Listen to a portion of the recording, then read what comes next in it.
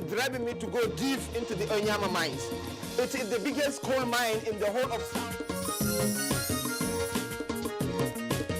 Well, the coronation of the new Oni is a watershed in the history of the Yoruba land generally, and Ife in particular. Now, because they have a leader now, that will... Simply put, Gura is a beautiful countryside with awesome landscapes. If something differently will be done to the Nigerian textile industries, that our youth will be employed.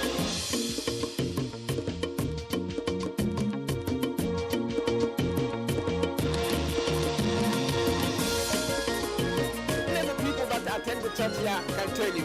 Service in Holy Rosa is in We are taking a canoe tour of the communities on the bank of River Niger in Getso.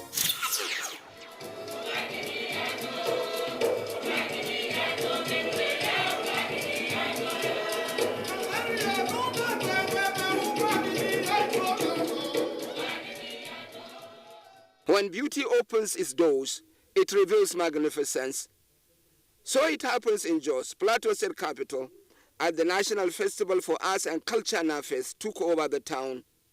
For 7 days, the state capital knows no rest, as the spirit of the cultural diversity of the country takes it over. The variety is flattering, the performance exceptional, and the memory lingering.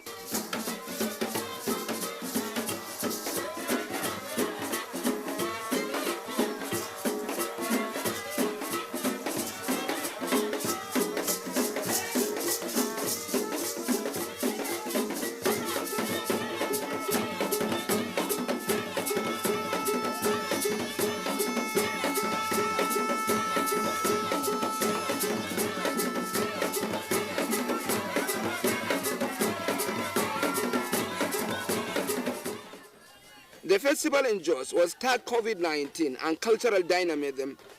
A theme for a national festival for the time it was held could not be more apt. All participating states, and there are over 27 of them, were strict in compliance with the COVID-19 protocols. That assured, they defied the devil in COVID and performed with the elegance, energy, and drama.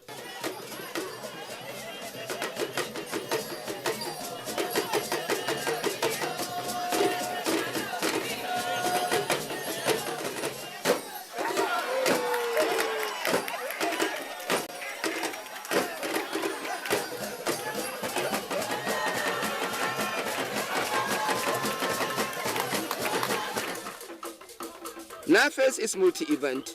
They all have bearing on what an exceptionally endowed country we lived in. There was actually this day, in the course of the festival, when on close examination, I wondered why Nigerians do not make the best of what they have. Plateau still lives its life surrounded by the beauties of nature. One of it is a perennial waterfall at the very first gate of the state, coming from Abuja. It is in Rem local government area. They call it Aso Falls. The environment where this waterfall flows is perhaps the highest elevation in Plateau State. It is the actual plateau. It is called Hawenkibo. This is some 10 kilometers of continuous ascent across chains of mountain ranges with the deep chasms. The water actually emanates from rock formations around Kuru, near Jos, and flows to empty in a channel of River Kaduna. This waterfall is not just splendid. Yet, many Nigerians who travel abroad for tourism do not know even it is there.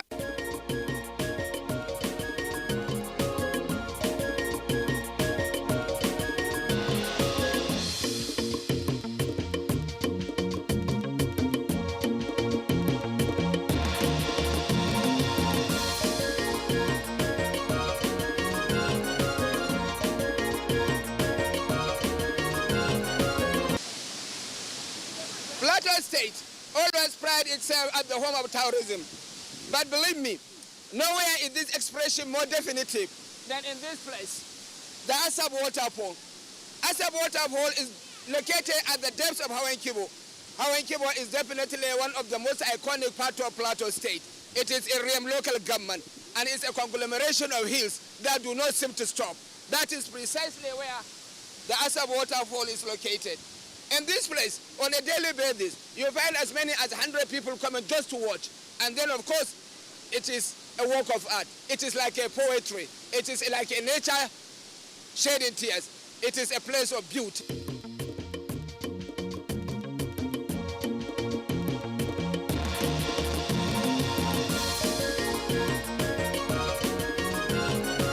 Coming to the side of the fall entails some footwork, but it gives you pleasure to do so, especially with the hope of a very big discovery in your mind.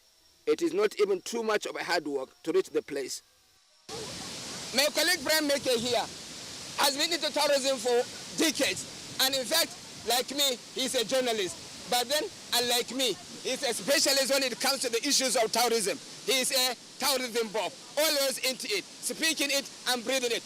Mr. Maker, as of here. Wonderful. A good place to be. Unbelievably Nigerian. And I think nobody has really discovered it. We only talk about it, but we have not discovered it. Beautiful as this waterfall is, and several real-time tourism attractions that nature generously endowed this nation with, why do students actually meet them, especially those with the passion for tourism? This place should not be empty. You can see it's empty. It should be filled up with young and the old. There should be recreation ground. This is Saturday, for instance. What are you doing at home? You should come to Asofo, feel nature, talk nature, live, and you live longer. You live longer. That's why you're looking young every time, Hamisu. Okay, because you move around. Yes. Just tell us, Nigeria has potentials which are yet to be exploited as far as tourism is concerned. Yes. What do you think we need to do differently? I think we needed to rediscover it domestically. I believe foreigners must come, but 200 million people. Hamisu, if you bring 200, let this just say 10% or 200 million people coming to Asofo, the community here will benefit. This place can be transformed. You can see it's still in its rough edges. Nothing new, no packaging. You know, I mean, there should be a walkway. People don't need to struggle to come in here, except, of course, those who want to do some challenges, as it were. But really, for the old and the young, to make it easier, in fact, there should be a recreational ground here, something, be the platform built here, so they can take pictures, you can shoot movies, and things like that. This waterfall is all year round, but the flow varies with the season. The environment could not be more ideal for a waterfall as well. What do you think? Can you tell me what you think of this place? The potential is great. Do you regret coming here? I never did.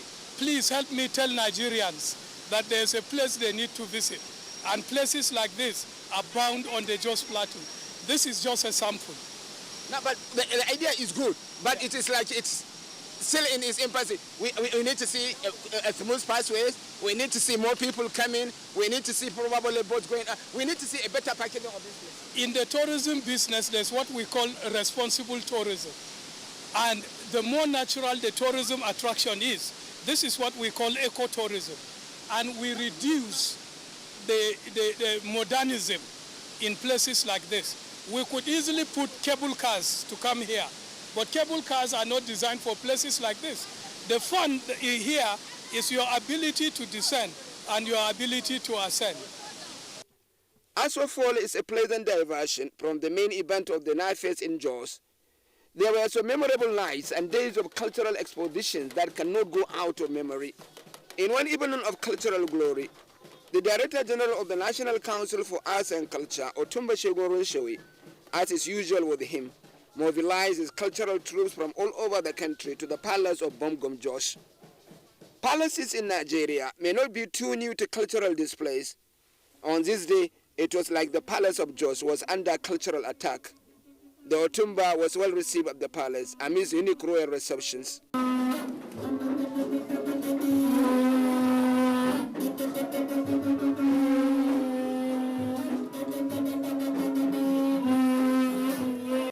After exchange of pleasantries, Otumba invited the Bomgonjos to an open space just outside his palace, where he seated him and then treated him to the reality of cultural diversity of Nigeria.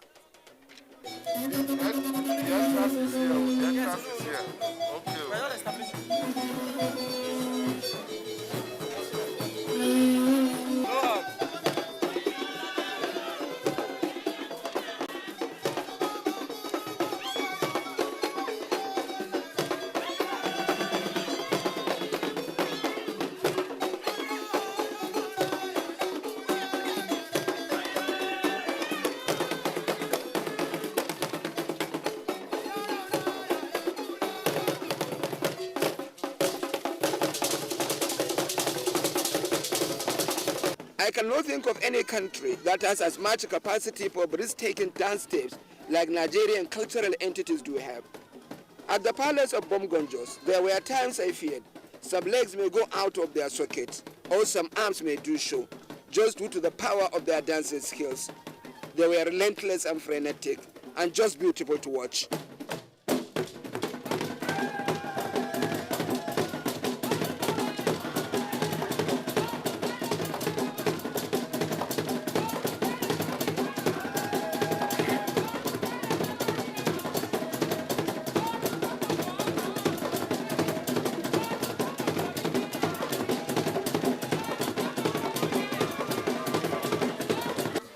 The opening picture of this script were actually from the show in the palace. They are far from being exhaustive though.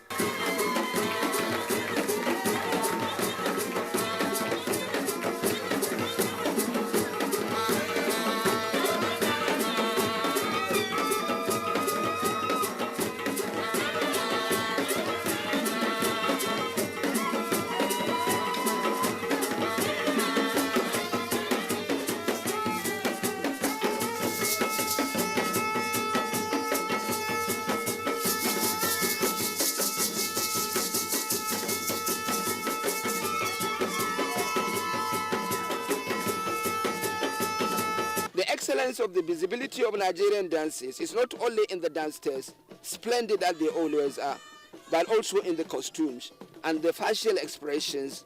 All they create unique and pleasant harmony in the execution of the dances.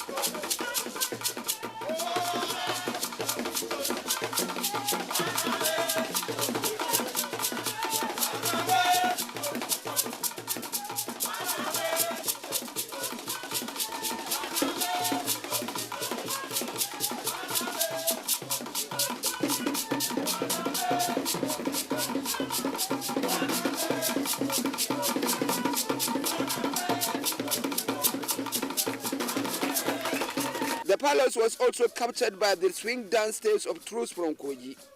Generally, Nigerian choreography stands out unique globally in beauty and in style. It usually reflects the cultural heritage of the ethnic communities.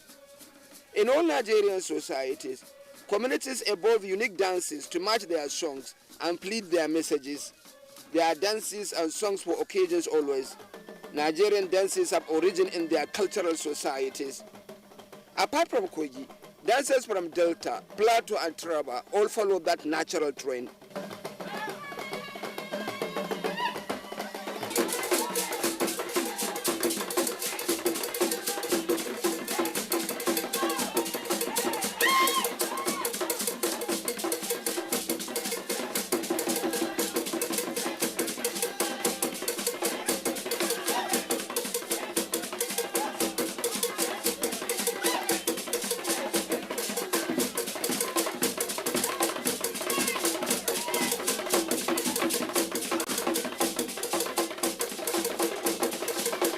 It was done that well into the evening, but the troops had to eventually say their goodbye from the palace, but they left an indelible mark, memorable and beautiful.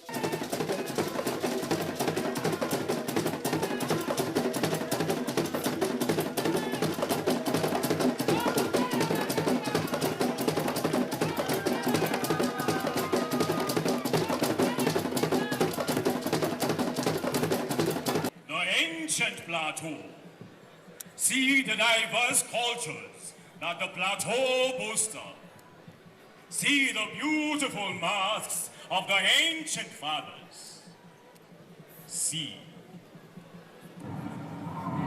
No exaggeration to say that when Nigeria stands out to showcase its culture, the world pays respect. In Nigerian context, culture is not about a name merely. It is about beauty of its diversity, the rhythm of its expressions, the silent messages it conveys, and even the people who interpret it. To the credit of NAFEST, it always strives at giving the world an insight into the micro horizon of Nigerian arts and culture.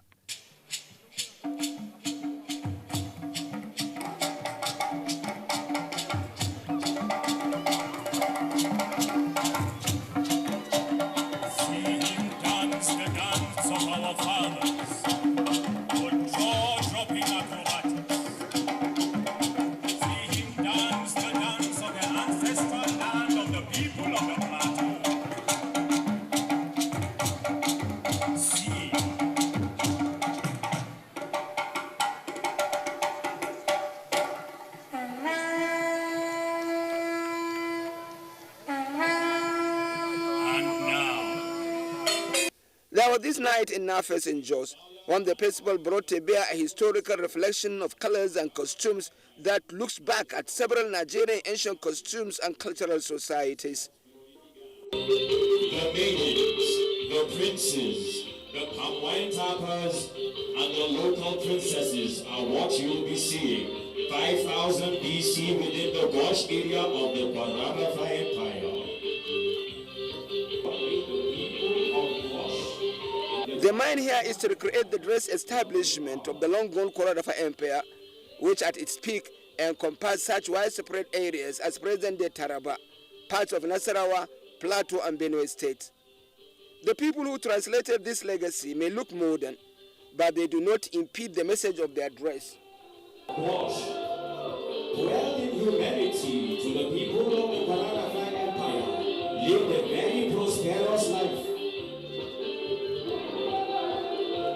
The dress reflects the evolutionary reality of many African societies, when hunting and food gathering sustained many African societies, and when the products of these endeavors fed the dress code of the people. The exhibition displayed the hidden majesty of the African past.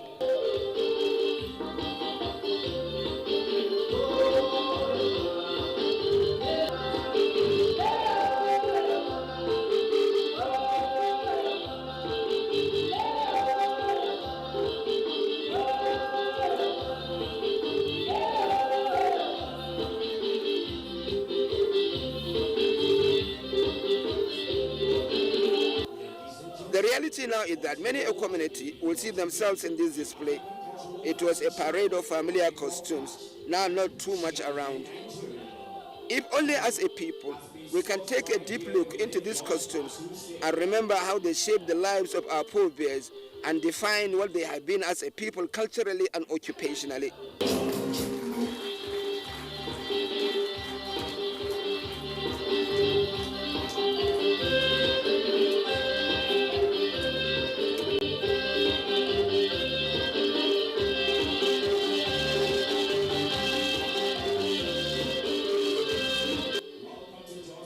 They were dressed for every occasion and for every person, king or commoner, farmer or merchant, male or female. This exquisite costumes display was actually from a night of command performance on the opening night of NAFES in Jos. It wasn't the only event of the night. There was an engaging dance drama as well.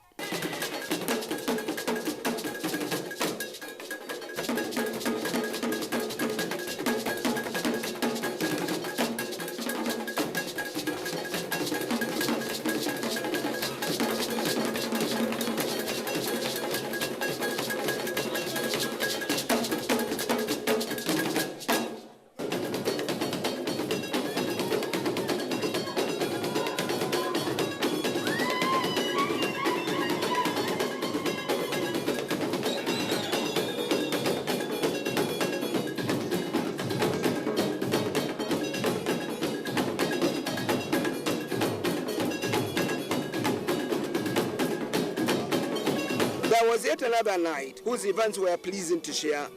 It was the night of choral music.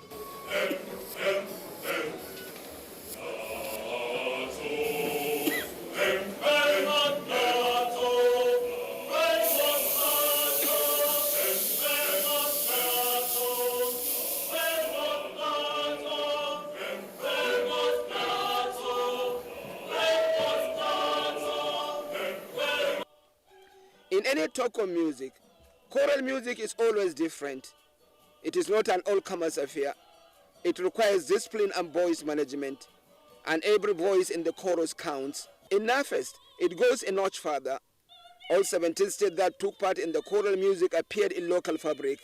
And Lord, the night was a picture of sartorial elegance and good music.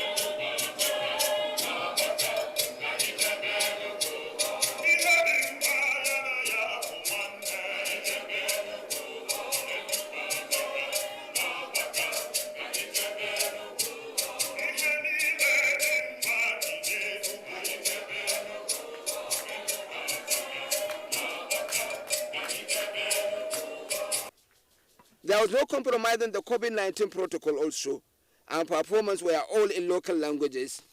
How beautiful to hear the sound of Nigeria.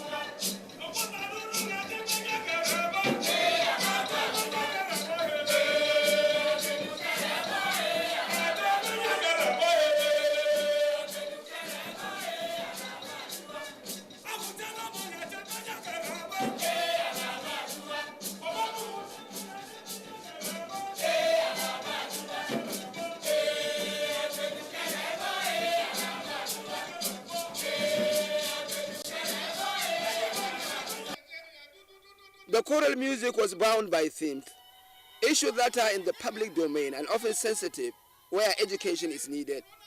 In that wise, COVID-19 was the ammunition for several troops, including Benue and Kogi.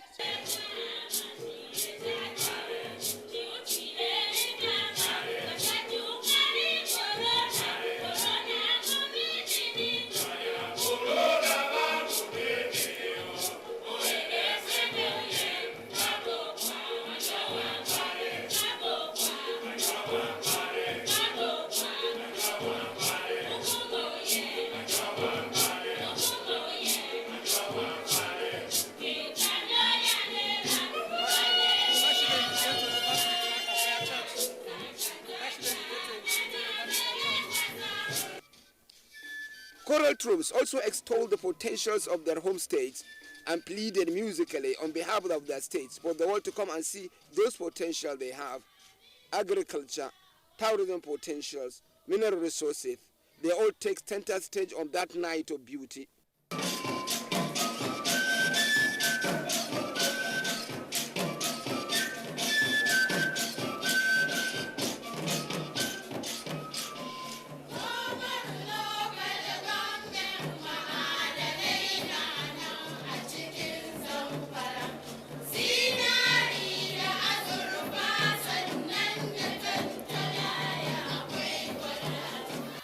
An abiding virtue of Nigerian culture is the ability to fuse all different ethnic, geographical, and religious groups together and unite them. I saw states with different ethnic and religious backgrounds stood in unison and brotherhood to sing in unison for their country and for their states and for their people.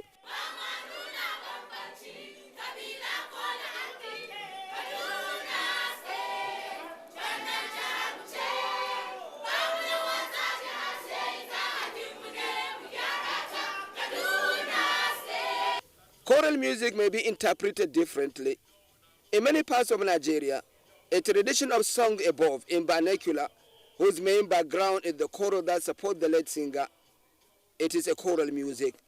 They are also the kind we see in the churches, in Christmas carols, and in the school that entail disciplined orientation. They are all one. Here is a picture of what choral music can be, especially in Hausaland. It is of course extract from the choral night at the Jos Festival.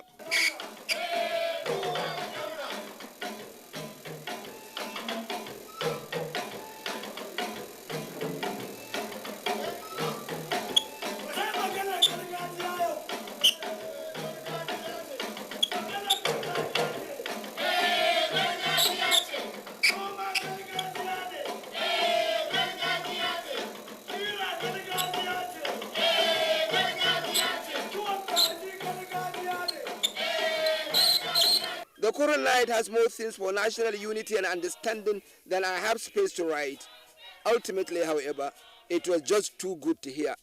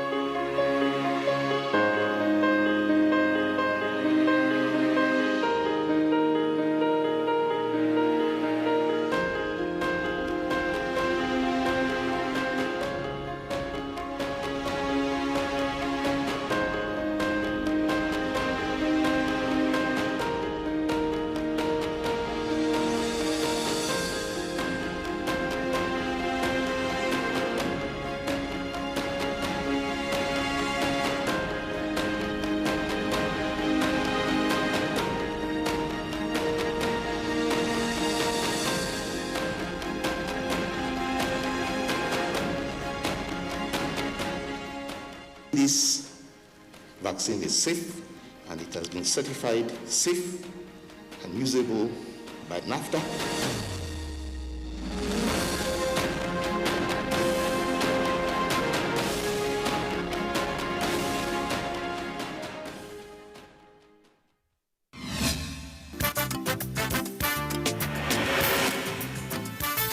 And there's the start.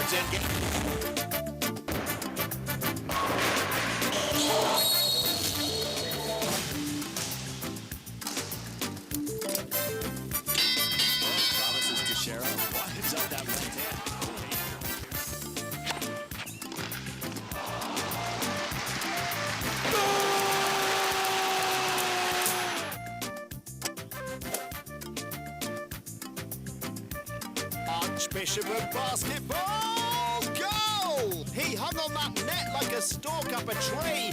NTA Sports 24 brings you all sports, all time and all day. Tune in to watch NTA Sports 24 on Star Times Channel 2.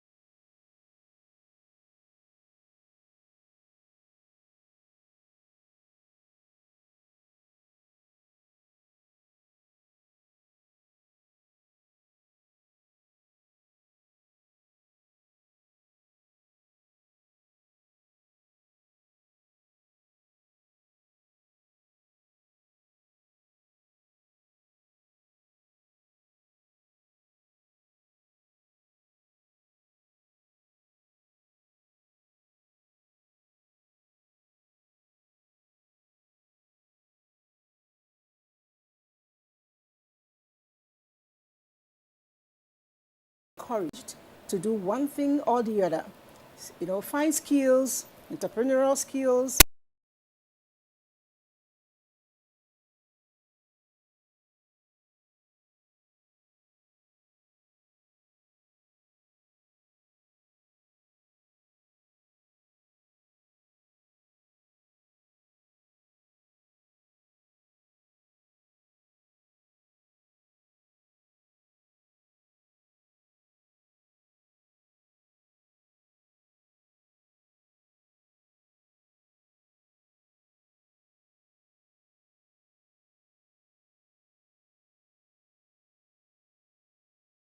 I am Mazi Chukuma Ohaka, the money man. the business coach. Economy.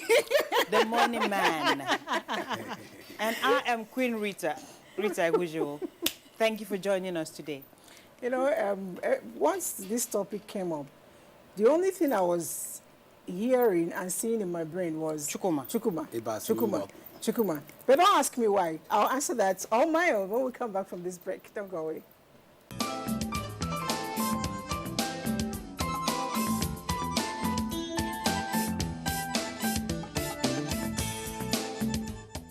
Have you ever wondered why some men cannot finish using the towel and just hang it back somewhere in the bathroom?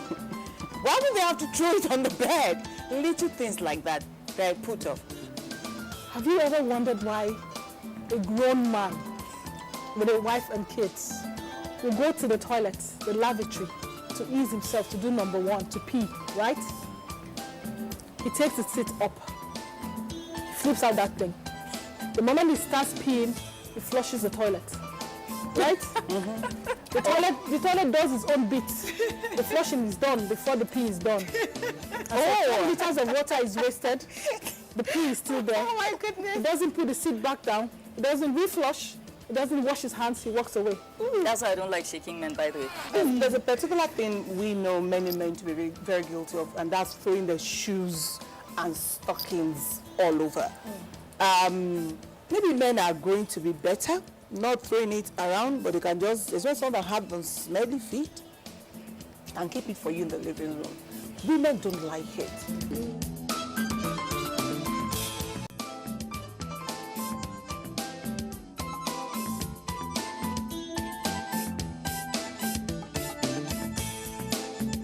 Show is conversation, and we did mention before we took our little break that we'll be looking at how to put more money on your pocket. And if I interpret it right, it is the ease of doing business. Now, business has been described in my very mundane language, using money to chase money. Am I right? Okay. Or are there more to it? Using money to chase money. Using ability to chase money. Okay. Using resources to chase money. Using resources to chase money. Okay, so it's not just money, resources. What are the resources when we talk about? It can be your brain, can be your time, it can be your... It could be your network. Yeah, network. You know, most times people don't know that network is money too. Network. This is my money right here. My network. Network is, they always say that your network is also Your network. Okay. So it depends on the kind of friends you gather around yourselves. If you put millionaires, I just saw that joke, if you put millionaires together, if you are in the midst of 10 billionaires and you're not a billionaire, you'll soon be the 11th billionaire. But if you're in the midst of 10 torturers, no matter how big you are, they're going to be the next 11th torturer. So it's like that. Money attracts money. Is it that these people are going to contribute to your purpose, or you're going to work towards it? How does it work? Is it two-way, right? It's about when big people, you know, when you are with people, the kind of information you'll be getting from them would ginger you. The kind of discussions you'll be having with them. The kind of things you'll be drawing from them. Because when you are in the midst of people who always see positivity in everything, no matter how negative your mind is, you begin to adapt to that positivity. Now, when you begin to stay in the midst of people who see failure in everything, no matter how far you've gone, you begin to move into that thing that they have always started seeing. So, whatever strength you have that would have propelled you upwards will start dwindling because you've started seeing people who never believed that anything is possible. Gradually, you start lowering your standard, and before you know it, you are thinking like them.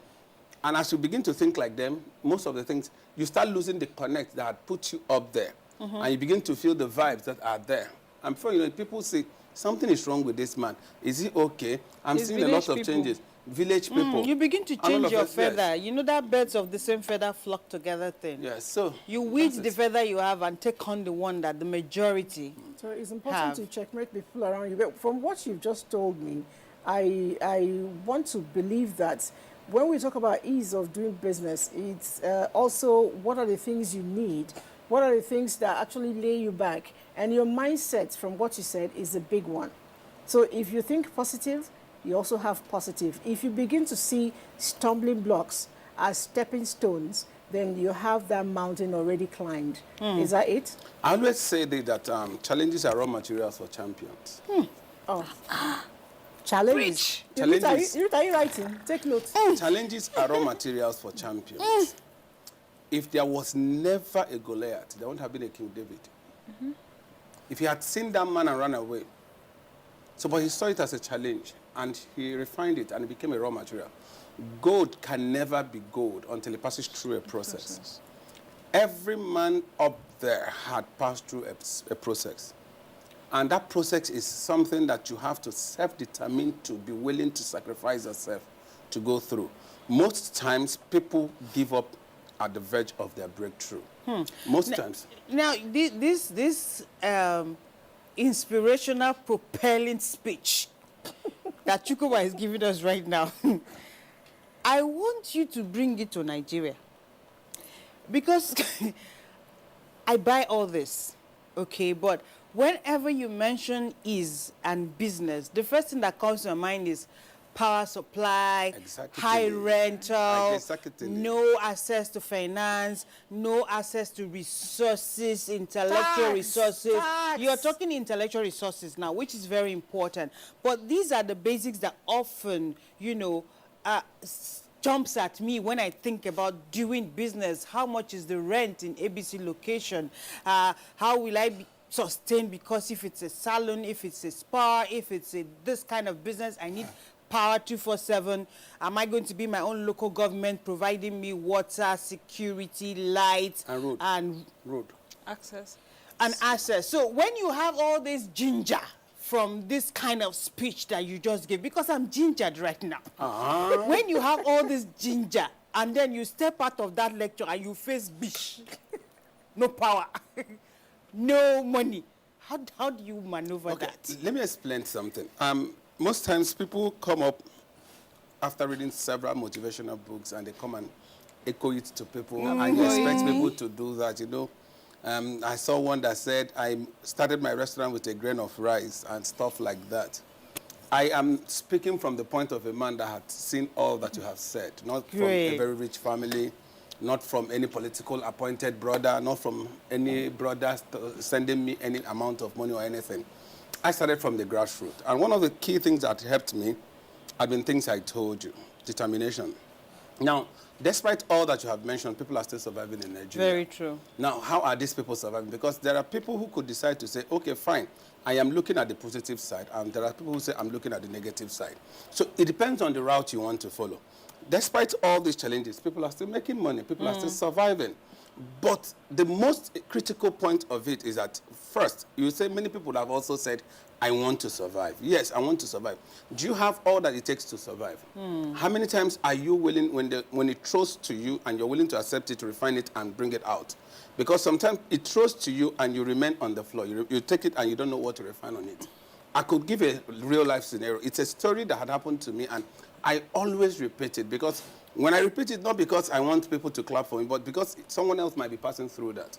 I working in the financial service industry, and at a point in my career, there was a kind of setback. Things weren't working during the banking crisis. I lost my job. I was heading a region, and there was no money. And the little I saved, because then you were encouraged to borrow to invest in shares. The little I had was a loan I took to buy shares. And I knew that I didn't have money again to pay to service this loan. So I needed to get off that toxic loan. I sold those shares at a loss to ensure that I moved myself out of the debt. And when that finished, I had nothing. And when I say I had nothing, at a point, I didn't have 20 naira to buy candlelight for my wife to give to bathe our son. And if people live with me who, if they're watching, they know this story. And what did I do? My wife had some little savings of about 27,000 naira then. What year was this? If I say you will laugh. This was 2008, 2009. Wow. And my wife had little savings of 27,000 naira. And this 27,000 naira, she told me about it. And I met a friend of mine who happened to work in one of the New Generation banks then. I was a big person. And he told me he had an agreement with a particular bread factory. I was living in Imo State in Owerri, in Enugu. And he had, those bread factories don't have have reps distributors in Owerri. So, and that he had finished the business, he was going to do that business. But he felt that because I didn't have what I was doing, I could go do that business. Remember, I had a car, my wife had a car. And it was something like, how could I have just come from a salary of about 416K then to coming to sell bread? First thing is most people or some people are where they are because of pride. They will ask themselves, who said me after that? I cannot do it. No, they will keep believing. Hunger does not ask you what you want to do. You have to take steps first and go back. So when he gave me that proposal, I jumped at it and I made an arrangement with the people. And the first thing I did was to bring out my book. And I told my wife, I used to earn so and so amount of money. And I'm going to do an analysis of number of loaves I was going to sell to earn my salary.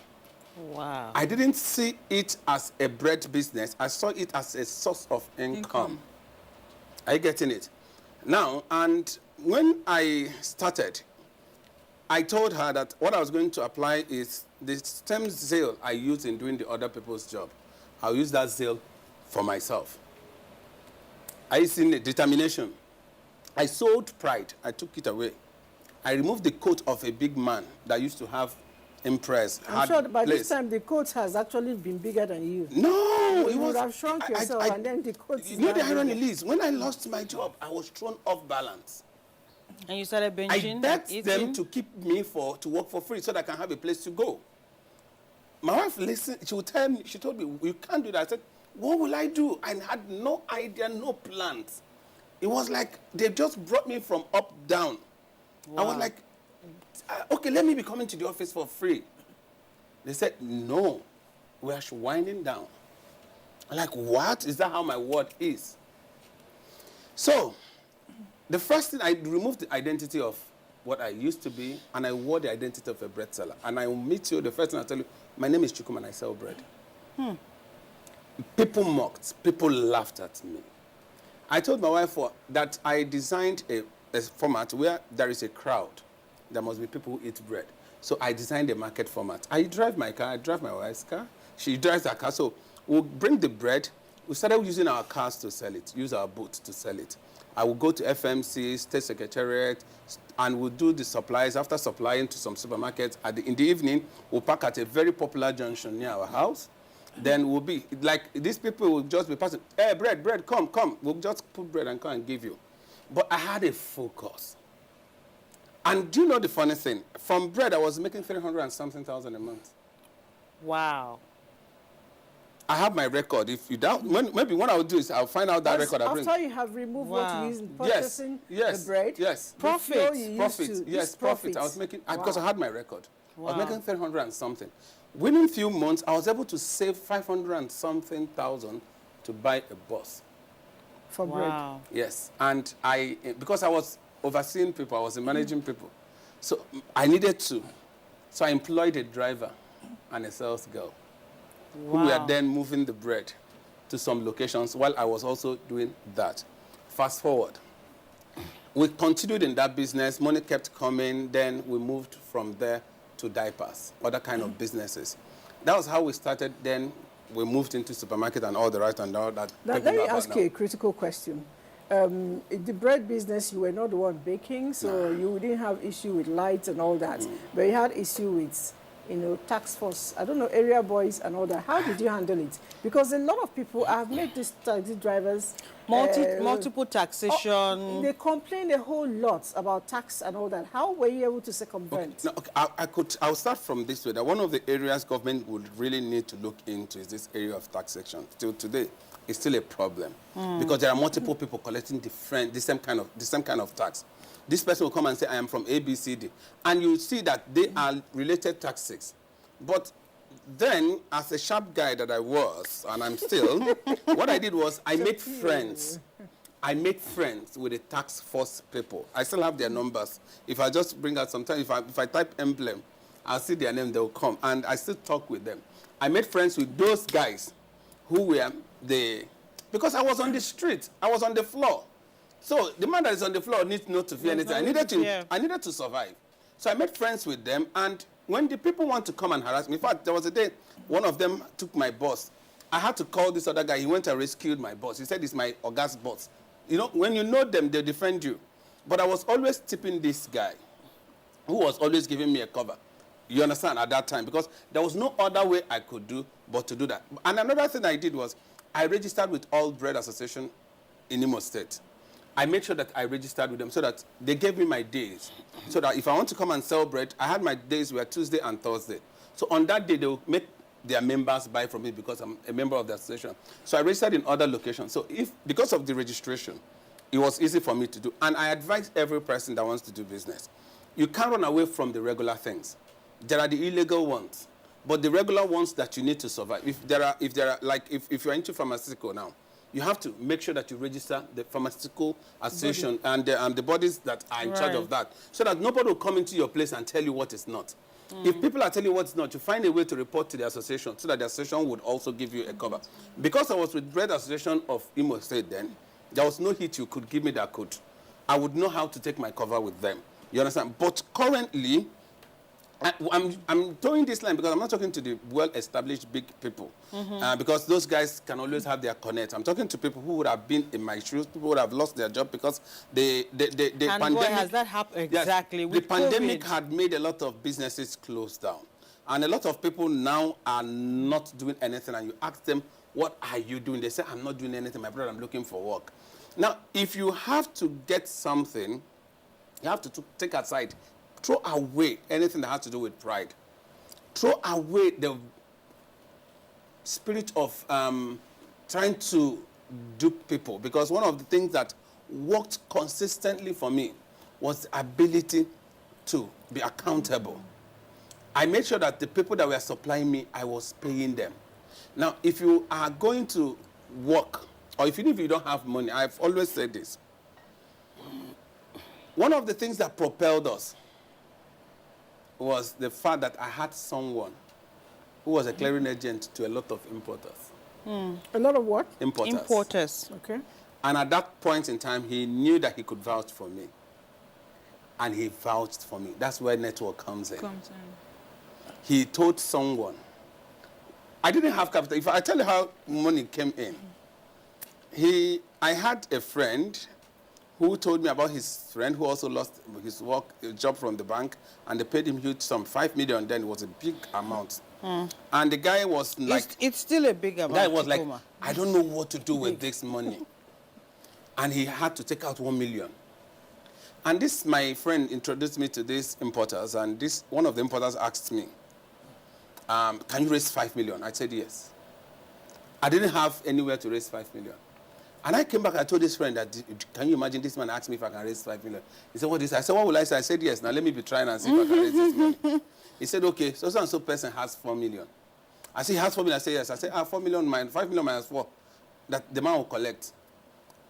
We entered Calabar because the guy imports through Tinapa, free trade zone, yes. We entered Calabar. I went and told my friend, I have 4 million. He said, fine, let's go. What you would see from me is positive.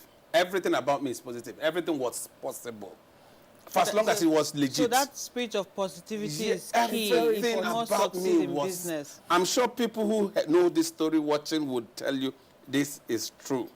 As in, the positivity in me was extreme. In fact, sometimes I ask myself, where did you get that energy from? I got to Calabar, we met, and I was talking like one big man. The man didn't know it wasn't my money.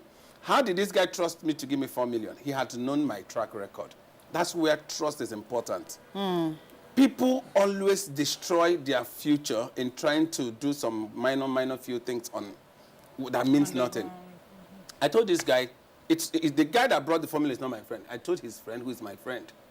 And I said, okay, you can invest this 4 million. You've seen our track record of our business. We've moved from bread to diapers. In fact, at the point I used my son's picture for signage for our diapers, then into this warehouse now. So you have seen the track record. We now need to expand, but we don't have enough money. But if you give me this 4 million, I'll be giving you a particular amount of money every month. Any day you need this, your 4 million, give us 3 months notice. We'll be able to give you back your money. The guy said, no problem. The first month, we gave him the amount we agreed. The second month, we gave him the amount we agreed. Then we took this 4 million to this man. I told the man, sir, I couldn't raise 5 million, but I brought 4 million. If you give me your goods in so and so period, I'll be able to give you the 1 million. The guy said, okay, pay the 4 million into the account. I paid the 4 million into the account. The man supplied me goods of 16 million. That's called distributorship. 16 million. Hey. And business chart. Be honest. Okay, Auntie Lizzie.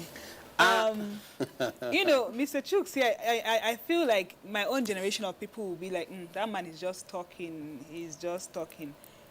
Yeah, I know he has mentioned 2018, but I'm like a living testimony of a recent, I had a conversation with someone who happens to be a big man in power. And I said, I feel depressed. And he said, why? I said, because I'm seeing so many girls in Abuja, young girls like me, who have big cars, have plenty money. I want my own money. And he said, Enobong, stick to your story. He said, Enobong, I have known you long enough. You have a track record. Stick to your story. For me, I'm not a billionaire yet. I don't have his kind of money. I don't have his kind of connect. Have money. But I have a story to tell somebody who is willing to try. I finished university. Before I even went for NYSC, I entered Balogun. Okay, I told my mom, I said, I needed money for this. Everybody around me, I said, I need 10,000 naira from everybody. And I raised, I think it was 50,000 naira. Then I entered the night bus, went to Balogun. That's how I started selling clothes, Bought Okurika. I went to Mandilas, bought shirts, packet shirts. I trekked my life out that day. Oh, if you go to Balogun, you must trek. I trekked my life out. But what I was looking for I was looking for quality things that you won't really find in Calabar, but things that people will appreciate. I bought perfumes, I bought stuff from Balogun because I didn't really know my way. That was my first time. My mother is not a businesswoman. Nobody in my family does business. I don't know where I got my own, instinct from. So I take these goods to Calabar, and of course, you always must keep records. Because I have my records from my first business till date. Wow. I have my records. I don't joke with records. I have my records till today. The people who are owing me from that time, I still have their names. Say up. Till now, but it's fine. It's an opportunity to announce their names. At least I'll break a lot of tables. On national TV. It was easy that because of ignorance, I would buy a purse for like 700 naira and sell for at least sometimes 35. Of course. 4,000. Because of information, I could sell it. I can sell a human being, to be very honest. Okay, we're not for sale, for the record. So, that was it. And then I started making it. There was money coming in. And then my friend was like, no, the new thing that is raining now is makeup. Oh, how far? I said, I don't do makeup. I used to be tomboyish. I'll leave all this packaging and make correct, wear your face cap and be going. So I went, Maud was doing a training then. I went, did the training. And as God will have it, network is what he's talking about. The next week, I got a job of about 200K. Wow. I'm saying this because people would think it's not possible. I didn't have to do so much for it. Me, who was not even experienced in the makeup, because I just finished, what I did was call other people who were experienced. I said, come and do the job. I'll give you so and so cut. Come and do the job. And what I did was learn from them while they were doing it. And you learned to do it So I kept learning, And for me, it has been that way. So from one stage to the other, to the business that I'm doing now, even though we never blow, but I can say consistency. Consistency. A lot of things that I want to speak of, but let's quickly do a small break. When we come back, we'll continue.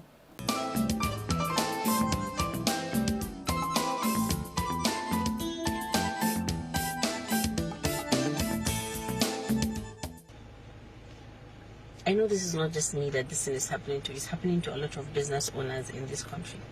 But this is not fair. This is not fair. Like we work from morning till night to make sure that we attain this success.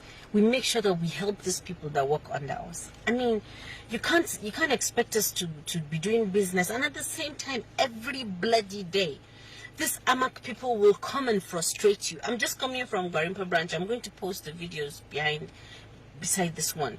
Like, they went to Gwarimpa branch this morning. It is a restaurant that has a bigger branch. The main branch is in Buseitu. You come from nowhere. You just go to the other branch and seal it. And you sealed it with the people inside plus customer. Why would you seal a restaurant with people inside? Why? With food, with things that we took to that place. For what reason? You said, oh, you need a food handler's receipt. Because we did not have the food handler's report receipt in Gwarimpa, they brought a court order to seal the place. Then they called me. I was in a meeting. I said, okay, let me speak to the guy. I spoke to him and he said, Madam, it's either we lock it up or you give us 250. And I was like, I don't understand. I give you 250. Where the hell will I get the 250 to give you? Every bloody day you come with different receipts. I said, sir, we've paid for this. The receipts are in the main branch. Could you come to the main branch or can you wait for them to bring all the receipts? Before I opened this restaurant, I went out of my way to do the right thing, to get all the receipts. Every single thing that we need to register for, I went out of my way to get them. I registered for them. Last year, I did the whole registration. We paid through Remitter. Then they keep coming every day. When we show them a receipt from the remitting thing that we did, they keep saying, oh, that is not us. This is our own. Give us this. This year, I said, okay, let's do the Nigerian way. Give us everything that we need to pay in total. Then I will give you, there's one particular person that comes, I give you, go and pay everything and give me a receipt. He went, he did that, they gave us all the receipts. They said we have to do tests for all the staff. I took my time.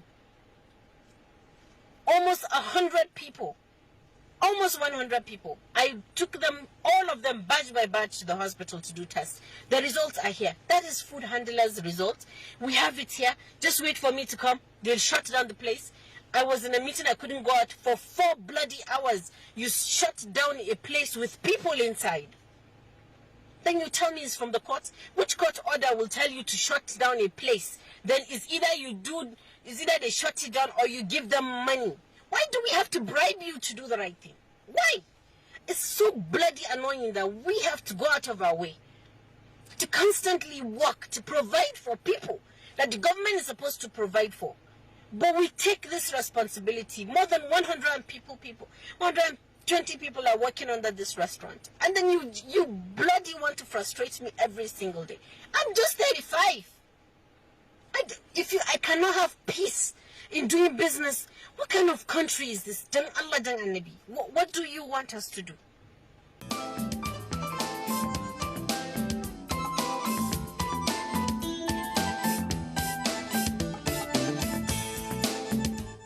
Okay, it's still conversation, and what we just saw is rather disheartening. But the truth is, it is real. And I have somebody with me in the studio corroborating that. Let me leave you to tell your own experience. Yes, what the lady said is actually the truth. Sometime 2 years back, we kept receiving this kind of message, several pay this, pay that from AMAC. And at a point, it got me here. You pay this, another group will come. You pay this, another group will come.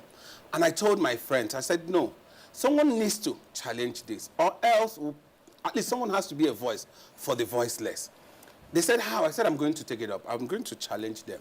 So I looked at one of the ones that they called, and I called the number. The guy said he was one executive director, blah, blah, blah, blah, blah, blah. I said, all this title we have, one this title. Where's the office? I went with my lawyer. He didn't know I was with a lawyer. So I said, sir, you said I should pay 700 and something thousand for. He finished that we have not done fumigation. I said, sir, for corrections. 700 and... I said, for corrections. I said, for corrections. I said, I don't do fumigation for you. I do fumigation because the business I do requires I do fumigation. And it is in my safety that I do fumigation, not because I need you. He said that I didn't do my fumigation with their own certified fumigator. I asked him a question. Did you tell me, or did you for once come to my office to tell me who your certified fumigators are? I said, whether you have a certified fumigator or not, the most important thing is that I do my fumigation for the purpose of my being in business. Because I need to do that. It's very easy. It's very possible that this person is actually not from Amak. He is. He's an agent. I'll tell you. Wow. So I told him, sir, because then my manager had offered to pay them 100 and something thousand. I said, you see that 100 and something thousand? He said, I'm not paying. Because he said that for a number of years we have not done. I said, there's never been any 3-4 months I don't do fumigation. Not because of you, but because I need to do that. The guy said, okay, the matter has already gone to court. I said, fine and good. Which of the courts? He mentioned one magistrate court in zone 1 or zone 3. I don't know. I told my guy, let's go. The guy said, okay, let's go now because I know these people. Lo and behold, by the time we got in there to see the register, they said they just called your matter. We got in there. What did we see? None of the people that they have listed as people that they are going to come to court. But there was a judgment going on people. That were not there. Yes. And I walked in. Before we could come in, the guy had called their people to drop our name, that they shouldn't come to us. So when we got in, my lawyer insisted, said, I need to make an appearance in this case. So that tomorrow, they will not come and say anything. Let it be on record that we appeared. Despite the fact they were telling us, no, that they have dropped our case, that we shouldn't bother. My lawyer said, I said, let's go. He said, no, sir, we have to. We have to make appearance. Whoa. I said, okay, go ahead. He introduced himself and everything. They said, okay, that they have looked at our case and they have dropped our case. And now ask the question. No, why did they drop it? Did Nothing. I didn't do. No, you are aware. I paid nothing. He showed knowledge. I paid nothing. And nobody harassed me. And recently, this was sometime this year again, another set of people came and said they were coming to do a job that NAFDAC is supposed to do. And they met my manager. The manager asked them, excuse me, are you NAFDAC? No. Are you Consumer Protection Council? No. What certifies you to come in and do this check you want to do? Because we know the people that are supposed to do, and we submit to those agencies that are supposed to do that. He said, we are warned. We were told that you people are very stubborn. Oh. And he even issued a threat. So they called me when I was in the office. I said, someone issued a threat in the place. I said, get me the guy's number now. The guy said, I said, okay, fine and good. All of a sudden, we saw a court someone. I called my lawyer. I said, another work, don't come more. Let's go to court.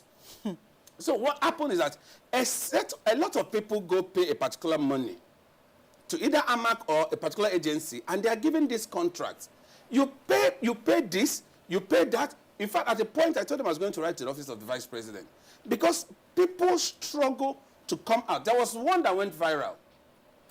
Before the pandemic, before the lockdown, as we were trying to open up, there was one that went around that people are going to pay either 150,000 or 200,000. I think I still have it on my phone before they open their shops. And Liz, it went viral. I was like, how? But they denied it. That's why I asked, I said, is it so even possible that they are not from AMAC? Because I saw that one you're talking about. And I actually went to AMAC. I actually sent it to you. So I went to AMAC. I actually spoke with the chairman, Candido. And I said, this thing is out there and your people are saying people should. He said, no.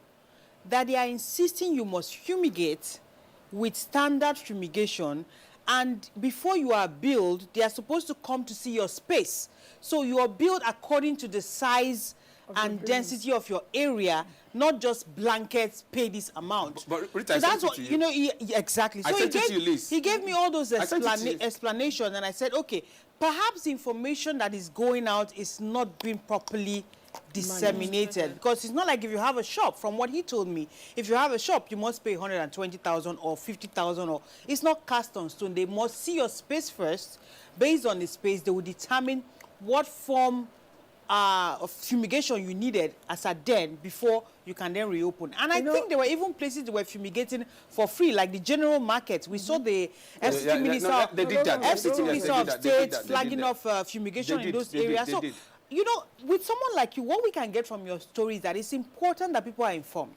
Information. Yes. Because with information, they will know what I always tell people is this, not about being informed. Be willing. When you receive that, a lot of people are jittery. Don't be scared. I tell Use people, the information, don't be afraid. There are addresses there.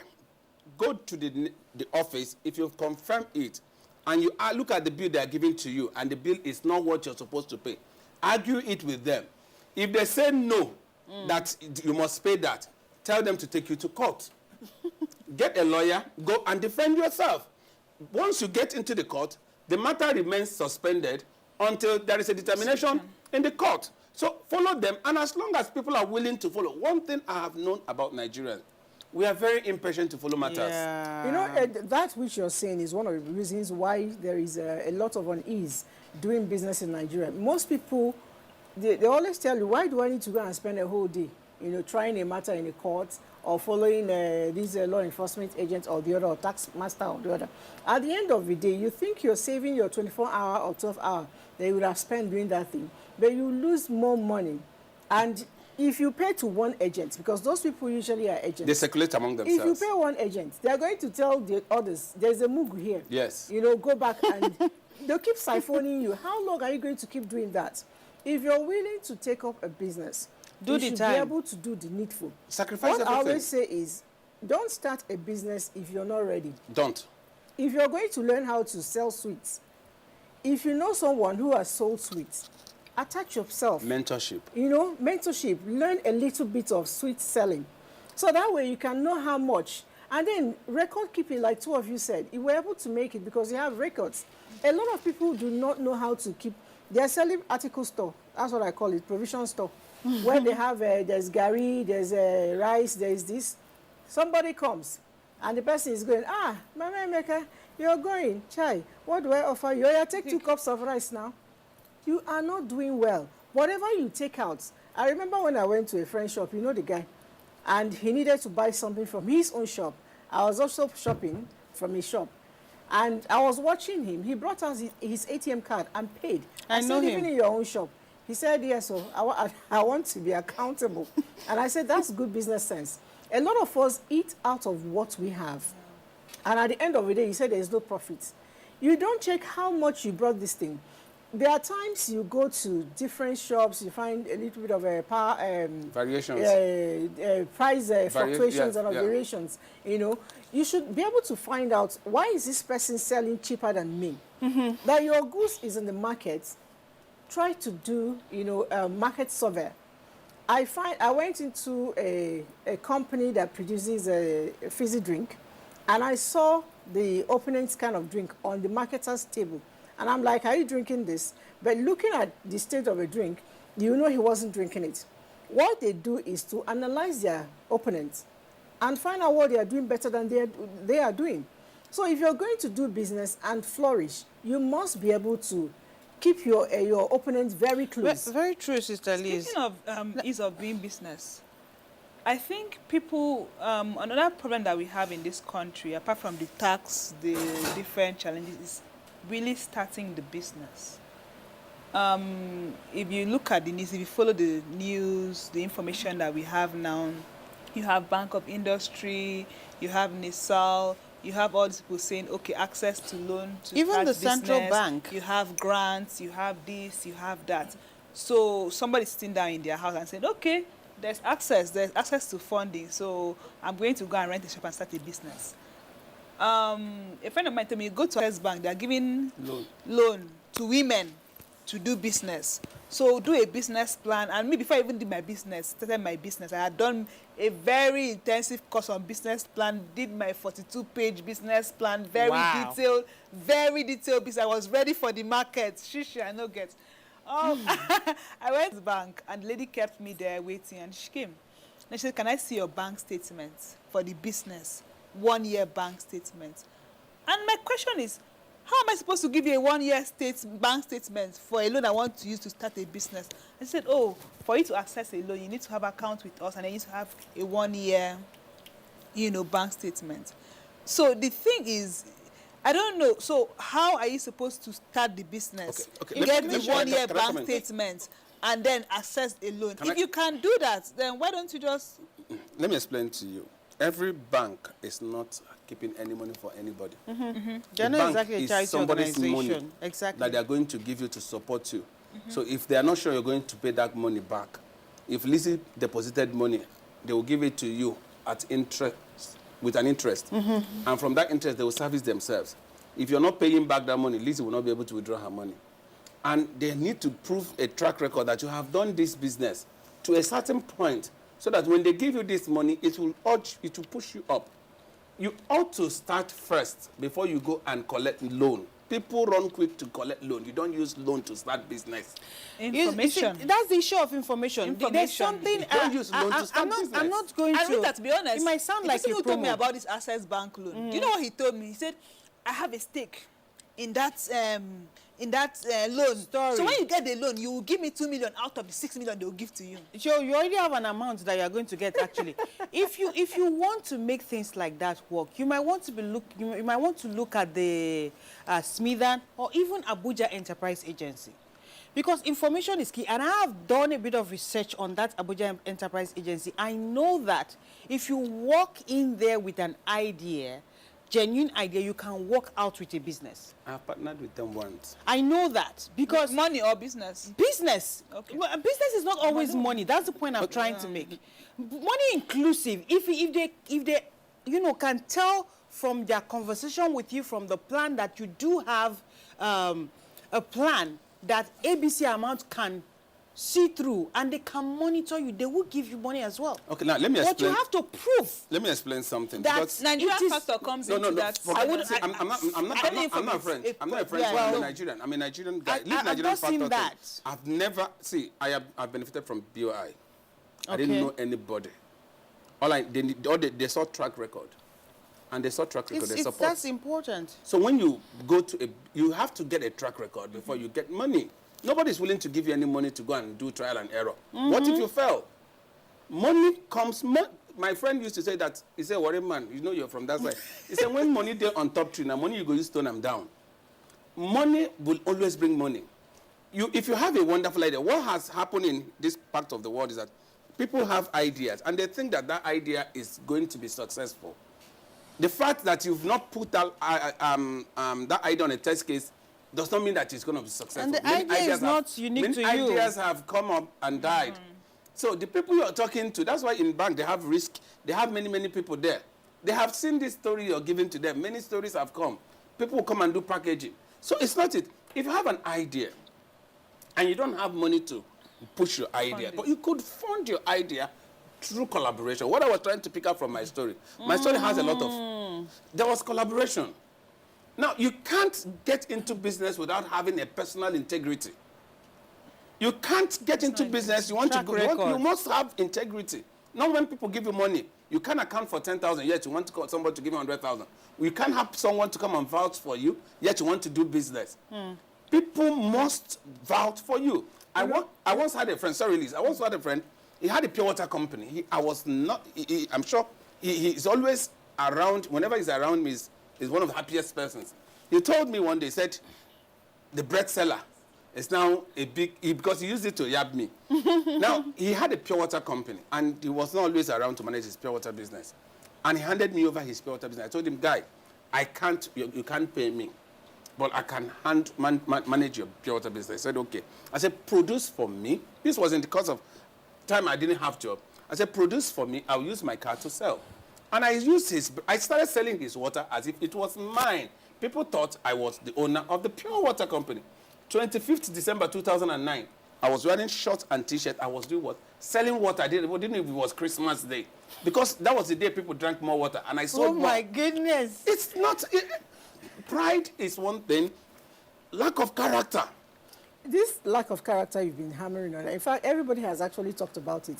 I want to still stress on it because it's not when you have finished school that you begin to build your character. Not at all. If I'm going to give you my money to do business, and I knew you way back in primary school as somebody who always wants another person thing, and when you take them, you don't return it, even if it's as little as pencil, or you went to secondary school, I knew you as a crypto.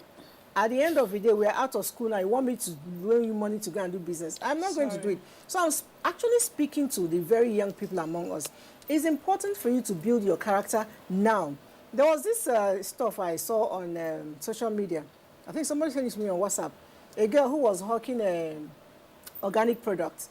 He said, this one, if you take it, your skin will be clean. If you take this one will be this. And at the end of the day, the woman asked her, are you not this person's daughter? She said, yes, it's me. The one that could not pass chemistry and physics. He said, yes, mama. He said, and then you're now selling organic products. You see how this woman took her back to in her days, you didn't know anything about chemistry, and you're coming to tell me which one is organic and inorganic. So what it's important for us to understand that the image you want tomorrow, it starts today. You know, if you want to do business and succeed, if you want people to trust you, it is today. Even the communication and information you're talking about, for you to be able to know what is happening around you and know which door to go and knock and say, okay, I'm being billed and this is happening to me, you'd have exposed yourself to a whole lot of things. I see young people growing up, they're on social media just looking at who is dating who is cheating on who is wearing what, and what is in vogue. Meanwhile, the same social media will tell you the SMEs where you can get help. It will tell you where you can get mentors. Can also tell you the sites where you could go and access funds. Funds. There are donor agencies that will support your idea, not banks. So if you go to those donor agencies, their sites, they will ask you some questions, and they'll be sure they'll follow through. Tole Elumelu Foundation also gives free funds. Exactly. So when you have good ideas, it's not the bank you run to. The interest rate will choke the business. So I think we should go extra mile as much as we plead on government to provide the essentials. Yes. They are trying, and I want to believe that with time we're going to have I don't know whether they are trying, Sister Liz. Because I love the fact that we have hammered a lot on what we can do as individuals to motivate ourselves, to make sure we have information and to be equipped so that when we do get the right environment, we can thrive, or thrive in spite of our environment. But we cannot run away from the fact that the environment needs a lot of work, because that's part of what the international bodies use when they tell us that our ease of doing business index is dropping, is because they see daily that foreign businesses are leaving this country because their production rates are getting higher, because they have to spend more, they have to provide their own power, they have to make sure some of them have to make roads to where their factories are, because the vehicle will go bad if they keep plying bad roads. So we can't run away from this fact. Depending on the level of business that you're doing, you may be able to survive it. But for you to go big, if your trailers keep getting stuck on Lokoja, Okene Road 247, your products will not get to where it should get to. That's why we have, vegetables and fruits getting damaged between Benue and Abuja. We are losing a lot economically, but so the government has a big role to play if we must grow economically and talk about, the ease of doing business. We can't run away from it. That's the truth. I always say that government has no business in business. Just provide the environment. Government has no business in business. A lot of these things that Rita has just mentioned are things that are having bottleneck because government thinks that they are the ones that are going to do it.